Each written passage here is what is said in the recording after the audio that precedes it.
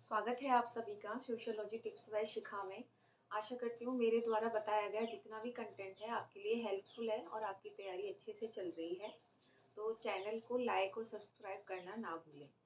तो आज की क्लास स्टार्ट करते हैं। आज हमारा जो टॉपिक है सोशियोलॉजी में वो है समाजीकरण, सोशलाइजेशन। तो सोशलाइजेशन क्या होता है, समाजीकरण की क्या प्रक्रिया होती है। देखिए, हम एक समाज में रहते हैं। तो समाज में जब हम रहते हैं तो जब हम बच्चा कोई पैदा होता है तो उस टाइम पे वह कुछ भी नहीं जानता। मतलब एक जो शिशु है वो एक छोटे उसका जो मन होता है उसको नहीं पता होता है कि सोसाइटी में किस तरह से रहना है और क्या करना है। तो प्रारंभ में तो शिशु जब छोटा है तो उसको कुछ नहीं पता, उसको सिर्फ ये पता है कि वह अपनी माँ को जानता है। पर जब वो धीरे धीरे बड़ा होता है, अपने परिवार में चीज़ों को देखता है, रीति रिवाजों में ढलता है और समझने लगता है, तो उसके अकॉर्डिंग एक जो बच्चा जब बड़ा हो रहा है तो अकॉर्डिंगली अपनी सारी क्रियाएं करने लगता है। समाज से सीखता भी है और सीखने के बाद उसके अनुरूप क्रियाएं भी करता है। तो इस वाली जो प्रक्रिया को समाजीकरण कहा जाता है। मतलब बच्चा जब समाज से सीखे और सीखने के बाद में वैसा ही व्यवहार करे जो समाज के लिए अच्छा है। आ, उसके लिए बुरा भी हो सकता है वो, बट उसको समाज को साथ में लेके चलना होता है, उसमें ढलना होता है, उसके अनुकूल रहकर काम करना होता है। तो इस वाली प्रक्रिया को समाजीकरण कहा जाता है। ठीक है, तो इसकी कुछ डेफिनेशंस देख लेते हैं। सबसे पहले जो परिभाषा दी है वो है फिचर की। तो फिचर ने कहा है, समाजीकरण के द्वारा व्यक्ति सामाजिक व्यवहारों को स्वीकार करता है और अनुकूलन सीखता है। तो समाजीकरण के द्वारा व्यक्ति क्या करता है, सामाजिक व्यवहार। सामाजिक व्यवहार वे व्यवहार होते हैं जो हमको समाज सिखाता है। मतलब हमको समाज में लोगों के प्रति कैसा व्यवहार करना है, जैसे बड़ों के लिए हमको कैसे बोलना है, कैसे व्यवहार करना है, छोटों के साथ कैसे व्यवहार करना है, कौन से स्थान पर या किसी अवसर पर हमको कैसे अपना व्यवहार करना है। तो सामाजिक व्यवहार वे व्यवहार होते हैं। तो सामाजिक व्यवहारों को स्वीकार करता है और अनुकूलन सीखता है। मतलब समाज के अनुकूल हो जाता है बालक, यानी व्यक्ति समाज के अकॉर्डिंग चलना सीख जाता है। तो इस वाली प्रक्रिया को कहा जाता है समाजीकरण। दूसरी डेफिनेशन देख लेते हैं, न्यू मेयर। तो न्यू मेयर ने कहा है, समाजीकरण एक व्यक्ति के सामाजिक प्राणी के रूप में, देखिए ये इंपॉर्टेंट लाइन है, सामाजिक प्राणी के रूप में परिवर्तित होने की प्रक्रिया। सामाजिक प्राणी के रूप में कैसे, समाज में तो वो रह ही रहा है, तो सामाजिक प्राणी के रूप में कैसे। देखो, जब बच्चा जन्म लेता है तो वो प्राणी शास्त्रीय इकाई होता है। मतलब वो सिर्फ अभी जन्म लिया है और भगवान ने उसको सिर्फ जन्म दिया, उसको समाज का पता ही नहीं है। और वो समाज में जब धीरे धीरे वो रहेगा और उसके अनुकूल अपने व्यवहार करेगा तो वह सामाजिक प्राणी होगा। समाज उसको स्वीकार करने लग जाता है कि हाँ, अब आप सोसाइटी में अपना रहने के लिए, अपने आप को साबित करने के लिए आप तैयार हो, आप उसके अनुकूल व्यवहार कर रहे हो, तो आप एक सामाजिक प्राणी बन चुके हो। तो ये दो परिभाषाएं हैं, फिचर की और न्यू मेयर की। इसके अलावा भी और भी डेफिनेशंस हो सकती हैं जो आप लर्न कर सकते हैं। ठीक है, अब परिभाषाओं के बाद में आता है समाजीकरण के चरण। कई जगह इसको चरण बोलते हैं और स्तर बोलते हैं, अवस्थाएं या स्टेजेस बोलते हैं। मतलब स्टेजेस वो चीज़ होती है कि कितने चरणों में होके समाजीकरण होता है। ठीक है, तो समाजीकरण की जो प्रक्रिया है वो देखा जाए तो प्रमुख रूप से तो चार अवस्थाओं में ही होती है। जो फर्स्ट चार अवस्थाएं हैं उनमें, बट पूरी तरीके से देखें तो समाजीकरण की जो प्रक्रिया है वो 7 अवस्थाओं में पूर्ण होती है। उसमें लास्ट 3 भी आ जाती है। ठीक है, अभी विस्तृत रूप में हम समझेंगे। तो इनको बोला जाता है चरण। यानी हमारी जो एक बालक की समाज में आने के बाद में, सीखने के बाद में, जब वो समाज में घुल मिल रहा है तो वो उसकी जो प्रक्रिया है समाजीकरण की वो कितने स्टेप्स में पूरी हो रही है। तो ये होता है समाजीकरण के चरण, स्तर, अवस्थाएं या स्टेजेस। ठीक है, तो पहली अवस्था जो है वो है मौखिक अवस्था। तो पहली अवस्था मौखिक अवस्था। मौखिक अवस्था क्या होती है कि ये पाई जाती है जब बच्चा जन्म लेता है 0 से 1 वर्ष तक, अब बच्चा ने जन्म ले लिया, बच्चा अभी उसको कुछ भी नहीं पता, बोल नहीं पा रहा है, बट 1 साल तक वो सिर्फ अपनी माँ को जानता है। मतलब समाजीकरण, सोसाइटी उसके लिए कुछ नहीं है, अभी सिर्फ और सिर्फ वह बच्चा और उसकी माँ। तो बच्चा सिर्फ अपनी माँ को पहचानता है, उसी को अपने फेसेस के जो एक्सप्रेशन होते हैं, हाव भाव, उनके द्वारा वह अपनी भूख प्यास, अपनी सारी जो उसको नीड होती है, वो सब कुछ अपने मौखिक रूप से बताता है। और वो सिर्फ अपने बच्चा सिर्फ अपनी माँ के पास जाके ही चुप होता है। कभी आपने देखा होगा कि बच्चा जैसे किसी को नहीं ढूंढ रहा होता, उसमें माँ ही चाहिए होती है। तो माँ अगर उसके आसपास है, वो ही उसका समाज है। मतलब 0 से 1 वर्ष तक, पैदा होने के 1 साल तक बच्चा सिर्फ और सिर्फ अपनी माँ के पास रहता है, और वही समाज होता है, उसी से तारतम्य बनाती रहते हैं। ठीक है। अब उसके बाद जो सेकंड अवस्था आती है, वो है शैशव अवस्था। शैशव अवस्था कौन सी होती है? वो होती है 1 साल के बाद, और ये करीब 3 साल तक चलती है, 2.5 से 3 साल तक चलती है।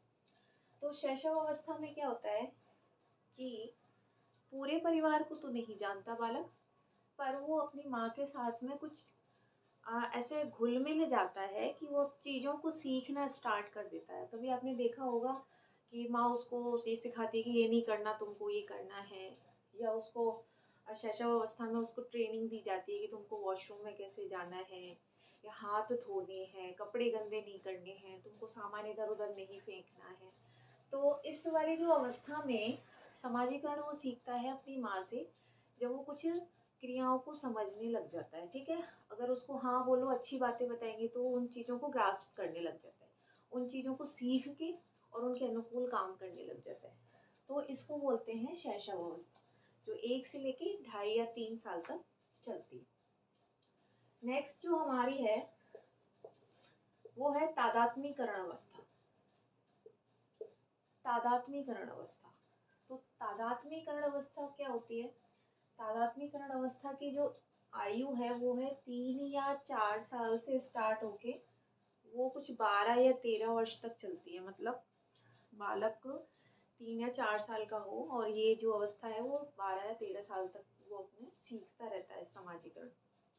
तो अब तादात्मीकरण अवस्था में क्या होता है कि बच्चा अपने परिवार में बिल्कुल घुल मिल गया है, परिवार की चीज़ों को समझने लगा है। उसके लिए माँ बाप, भाई बहन और उसके दादी दादी, फैमिली में जो भी सदस्य हैं, वो उनमें घुल मिल जाता है। अब उसके लिए जो उसका समाज है, वो अपनी माँ से बढ़कर एक परिवार बन गया। अब उसको पता है कि इतने लोग हैं मेरे आसपास। ठीक है ना। अब 12-13 साल तक क्या होता है कि वो चीज़ों को, परिवार की चीज़ों को सीख रहा है। उसके बाद में उसको सिखाया जाता है कि जैसे लड़का है तो लड़के को लड़के वाली चीज़ें सिखाई जाती हैं, उसके अनुरूप व्यवहार करना सिखाया जाता है। लड़कियां हैं तो लड़कियों को लड़कियों के अनुरूप व्यवहार करने को बोला जाता है, उनको सिखाया जाता है कि नहीं, तुमको जैसे गुड़ियों से खेलना है, जैसे तुमको किचन वाला खेल खेलते हैं वो कुछ वो खेलना है। लड़के जो होते हैं वो छोटे छोटे अपने टॉयज जो उनके अलग होते हैं उनसे खेलना स्टार्ट करते हैं, उनको पर्टिकुलर उन्हीं कलर और उनके ही जैसे टॉयज लेके आए जाते हैं। तो ये वाली होती है तादात्मीकरण अवस्था। एक इसमें मेन चीज और होती है कि बालक अपने जो अपने आप को जानता है कि मैं लड़का हूँ या लड़की हूँ। अब इस एज में, जब वो 10, 11, 12 साल का होता है, इस एज में उसको समझ आ जाता है कि मुझे कैसा व्यवहार करना है। तो जो लड़का होता है वो अपनी माँ से ज़्यादा अटैच होता है, मतलब माँ से उसका प्यार ज़्यादा होता है। तो इस चीज़ को बोलते हैं इडिपस। तो इडिपस वो जिसमें पुत्र और माँ का प्यार होता है, मतलब पुत्र जो होता है वो माँ की तरफ ज़्यादा उसका लगाव होता है, झुकाव होता है। और पुत्री जो होती है, लड़की जो होती है, उसका अपने फादर की तरफ, अपने पिता की तरफ ज़्यादा लगाव होता है। तो इस वाले को बोला जाता है इलेक्ट्रा। ठीक है। इडिपस एंड इलेक्ट्रा बहुत इंपॉर्टेंट है ये चीज़ पूछी जाती है, इडिपस और इलेक्ट्रा। तो इडिपस में तो पुत्र और माँ का स्नेह देखा जाता है, और इलेक्ट्रा में पुत्री और पिता का स्नेह देखा जाता है। मतलब जो लड़का है उसका अपनी माँ की तरफ झुकाव हो जाता है और इलेक्ट्रा में पुत्री का अपने पिता की तरफ। तो ये होती है तादात्म्यकरण अवस्था। अब वो धीरे धीरे अपने परिवार को, अपने लोगों को जानने लगा है और सोसाइटी में जो मतलब उसके परिवार में कैसे रीति रिवाज होते हैं, कैसे कैसे सिचुएशन पे क्या करना होता है, वो सब बच्चा सीखता है। और उसको बोला जाता है कि ये वाला गेम खेलेंगे तो फिर वो वैसा ही व्यवहार करता है। अगर किसी गेम को देख लेता है तो उस गेम को अपने परिवार के सदस्यों के साथ खेलना चाहता है। जैसे आपने देखा होगा वो चोर सिपाही वाला जो गेम होता है, अगर वो बच्चे को बता दो, समझा दो, तो वो अपनी फैमिली के साथ में वैसा ही गेम खेलना स्टार्ट कर देता है। तो ये होती है तादात्म्यकरण अवस्था। अब नेक्स्ट जो एज आती है वो है हमारी किशोरावस्था। किशोरावस्था की एज आप सभी जानते हैं कि 13-14 साल से स्टार्ट होने के बाद में, और वो कुछ 20 साल 21 साल तक जो होती है वो किशोरावस्था होती है। तो किशोरावस्था इम्पॉर्टेंट होती है समाजीकरण के लिए। देखो किशोरावस्था क्या होती है, सबसे ज़्यादा तनाव वाली, संघर्षों वाली, तूफानों वाली एज बोली जाती है, जिसमें जो व्यक्ति होता है, जो बालक होता है, वो सबसे ज़्यादा टेंशन वाला होता है। मतलब उसको अपने करियर की टेंशन होती है, उसको सोसाइटी की टेंशन होती है। क्योंकि ये वाली जो एज होती है किशोरावस्था, उसमें बालक को वो सब कुछ सीखना है, सोसाइटी में जाके वो सब कुछ काम करने हैं जो सोसाइटी के लिए, चाहे से वो अच्छे हों चाहे बुरे हों, ठीक है ना। तो इस वाली एज में क्या होता है, उसको कई जैसे बाधाएं भी होती हैं, उसको रोका जाता है कि नहीं तुमको ये नहीं करना है, तुमको गैंग बना के नहीं रहना है। लड़कियां होती है तो उनको बाहर जाने से रोका जाता है, ज़्यादा घूमने पे रोका जाता है, ऐसे कुछ होती हैं। तो किशोरावस्था में क्या होता है, फिर जो बालक होता है वो निषेधों के साथ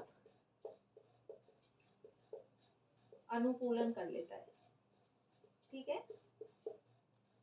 निषेध होते हैं, सोसाइटी हमको जिन चीज़ों के लिए रोक रही है। अब किशोरावस्था वाली एज होती है, उसको पता है सोसाइटी में क्या चीज़ गलत है, बट उसको वो पूरी करनी है कैसे भी करके। उसको घूमना है, उसको कैसे भी करके, बॉयज़ है तो गैंग में रहेगा भी, 4 जगहों पे घूमेगा भी, है ना? तो वो सब कुछ होता है। तो किशोरावस्था में क्या होता है, जैसे निषेध होते हैं उनको रोकते हैं, बट उनके साथ में वो अपना अनुकूलन कर लेते हैं बच्चे। मतलब व्यक्ति जो होता है वो निषेधों के साथ अनुकूलन कर लेता है, अपने आप को एडजस्ट बिठा लेता है। तो वो मानता तो है कि सोसाइटी के लिए वो चीज़ें गलत हैं, बट उनको पूरा भी करता है। तो ये होती है तादात्म्यकरण की, वो सॉरी, किशोरावस्था। तो किशोरावस्था जिसमें बालक सोसाइटी के अच्छे या बुरे को जानता है और नहीं भी जानता, पर वो क्या करता है, उन निषेधों के साथ अनुकूलन कर लेता है और उन कहीं ना कहीं जो अपनी इच्छाएं होती हैं उनको पूरा करने की कोशिश करता है। तो समाजीकरण उसका कैसा हो रहा है, पूरी तरह उसका समाजीकरण हो नहीं रहा है, बट वो कोशिश कर रहा है, सीख रहा है सोसाइटी को। उसको अच्छे बुरे का नहीं पता, बट हाँ ठीक है, उसके साथ वो अपने आप को अनुकूलित कर लेता है। ये होती है किशोरावस्था। मेन देखा जाए तो प्रमुख रूप से ये 4 ही अवस्था होती हैं जिसमें समाजीकरण की स्टेज होती है, ठीक है। बट पूरा जब हमको समाजीकरण समझना है, क्योंकि समाजीकरण हमारा कभी रुकता नहीं है, समाज से हम सीखना, समाज के साथ में क्रियाएं करना हम कभी छोड़ते नहीं हैं। तो समाज का साथ में हम टिल वृद्धावस्था तक चलते हैं। इसलिए किशोरावस्था के बाद कौन सी एज आती है, युवावस्था। अब युवावस्था क्या होती है, जिसमें कि व्यक्ति जो होता है वो विवाह हो जाता है उसका, उसके कहीं पे अगर वो नौकरी कर रहा है तो नौकरी भी करता है, तो उसकी जो परिस्थिति होती है समाज में वो बदल जाती है। मतलब वो एक पति भी है, पिता भी है, कहीं नौकरी कर रहा है तो एक ऑफिसर भी है।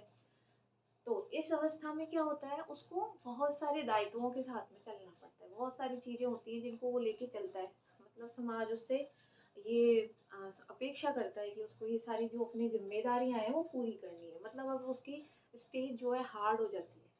सोसाइटी उससे बोलती है कि अब तुमको समाज में एक स्थिति दी गई है, तो उसके साथ जो तुमको जिम्मेदारियां आई हैं वो तुमको पूरी करनी है। तो युवावस्था होती है वो जिसमें अब व्यक्ति सोसाइटी में बहुत, मतलब बहुत ज़्यादा, या मतलब इन्वॉल्व होने लगा है, समाज को समझने लगा है, समाज उसको जिम्मेदारियां देने लगी है, ठीक है। ये है युवावस्था। उसके बाद है प्रौढ़ावस्था। प्रौढ़ावस्था वो एज होती है जिसमें बच्चे जिसमें व्यक्ति जो होता है वो अपने परिवार की ज़िम्मेदारियों को अब बहुत अच्छे से निभाने लगा है। जैसे बच्चों की शादी है, उनके लिए करियर की जो उनकी टेंशन होती है वो पूरा करवाना है, घर बनाना है, समाज में कुछ कार्य भी करने होते हैं व्यक्ति को, तो वो सब कुछ प्रौढ़ावस्था में होता है। प्रौढ़ावस्था में जब तक तो क्या होता है, व्यक्ति इस एज तक अपनी सोसाइटी के अच्छे बुरे से भली-भांति परिचित होता है, वो सब कुछ समझ चुका होता है कि सोसाइटी में क्या अच्छा है, क्या बुरा है, तो वो इसी तरह का व्यवहार करता है। समाज उसको कुछ ज़िम्मेदारियाँ देते हैं, तो उनको पूरे दायित्वों को वो बहुत अच्छी तरह से निभाता है। तो प्रौढ़ावस्था वाली एज होती है, ठीक है? जिसमें बस सब कुछ समझने लगा है। लास्ट जो अंतिम जो स्टेज होती है वृद्धावस्था। देखिए, समाजीकरण कुछ ऐसा नहीं है कि रुक जाता है, वो तो चलता रहता है। तो वृद्धावस्था में क्या होता है, वृद्धावस्था में आपने देखे होंगे कि जैसे एज बढ़ती है तो उसके बाद एक व्यक्ति होता है, वो दादा बनता है, लेडी दादी बनती हैं, तो वो जैसे वृद्धावस्था में नाना नानी होते हैं, तो वो उस टाइम पे उस एज में अपने परिवार के लिए वो वाली भूमिकाएं निभाते हैं। मतलब अब उनकी समाज के प्रति जिम्मेदारी और तो कुछ नहीं है, मतलब उनको ऐसे तो नहीं है कि ये वाले काम करने कुछ, बस उनको अपने परिवार के साथ रहना है। और जो वृद्धावस्था में उनकी जो परिस्थिति है, जो भी दी गई है समाज में, वो उनको बच्चों के साथ में निर्वाह करते हैं। मतलब नाना नानी होने की भूमिका निभाते हैं, दादा दादी होने की भूमिका निभाते हैं, उनके साथ रहते हैं, खेलते हैं। अब वृद्धावस्था में क्या होता है, समाजीकरण लगभग कम हो गया होता है। वृद्धावस्था में समाजीकरण कम हो गया है, सोसाइटी से थोड़े दूर होने लग जाते हैं वृद्ध लोग, तो समाजीकरण भी कम होगा। ऐसे में जैसे कुछ रिटायर्ड हो जाते हैं लोग, तो वो वैसे उनको आश्रित होना पड़ता है परिवार में, अपनी ज़रूरतों की कम करना पड़ता है उनको, तो थोड़ा सा उनमें चिड़चिड़ा और तनाव की स्थिति भी होती है, सोसाइटी से थोड़ा सा वो अलग भी होने लग जाते हैं। तो ये होती है हमारी लास्ट समाजीकरण की वृद्धावस्था। मुख्य रूप से मौखिक अवस्था जो 0 से 1 वर्ष चलती है, जिसमें जो बच्चा होता है वो माँ के साथ रहता है। शैशव अवस्था होती है जिसमें उसकी जो वो चीज़ों को सीखने लग जाता है धीरे धीरे बच्चा। तादात्म्यकरण अवस्था होती है वो 3 या 4 से 12-13 साल तक चलती है। तादात्म्यकरण में वो अब परिवार के साथ घुलने मिलने लगता है, चीज़ों को समझ रहा है। किशोरावस्था, सोसाइटी के साथ मिलके भी रहना है और अपने सारे उसकी जो इच्छा है वो पूरी करनी है। युवावस्था में भी उसका करियर है, शादी हो जाती है, अब वो सोसाइटी में अपना दायित्वों को पूरा कर रहा है। प्रौढ़ावस्था भी वही होती है, लास्ट वृद्धावस्था, जिसमें उसको थोड़ा वो सोसाइटी से दूर होने लगता है। तो ये होती है समाजीकरण की स्टेज। तो आज की टॉपिक में मैंने आपको ये समझाया कि समाजीकरण किसे कहते हैं, उसकी जो इम्पॉर्टेंट डेफिनेशंस हैं वही मैंने आपको बताई हैं, फिशर और न्यूमेर की। उसके बाद ये जो पूछा जाता है कि कितनी स्टेजेस में होता है, तो 4 स्टेज होती है, बट आपको पूरी स्टेज याद करनी है मौखिक से लेके वृद्धावस्था तक। हाँ, इसमें मेन चीज़ याद रखनी है कि तादात्म्यकरण में जो होता है वो इडिपस और इलेक्ट्रा वाली अवस्था होती है, जिसमें इडिपस में पुत्र और माँ का स्नेह देखा जाता है, मतलब पुत्र का माँ की तरफ लगाव ज़्यादा होता है, और इलेक्ट्रा है उसमें पुत्री का पिता की तरफ। तो ये आज का टॉपिक है। अगले वीडियो में मैं आपको समाजीकरण के कुछ सिद्धांत हैं, जैसे कोले का, मीड का, फ्राइड का, तो बहुत इंपॉर्टेंट टॉपिक है। वो थ्योरीज जो आती हैं वो काफ़ी कई बार पूछी ही जाती हैं। तो अगले वीडियो में आपको उसके लिए आपको तैयारी करवाऊंगी। तो आई होप आपको समझ में आया होगा। तो चैनल देखते रहिए, लाइक सब्सक्राइब करते रहिए, और हाँ, कमेंट भी कीजिए। कमेंट से मुझे ये रहेगा कि पता चलता रहेगा मुझे कि मेरे वीडियोस में क्या कमी है, तो मैं सुधार करने की कोशिश करूँगी। Thank you so much.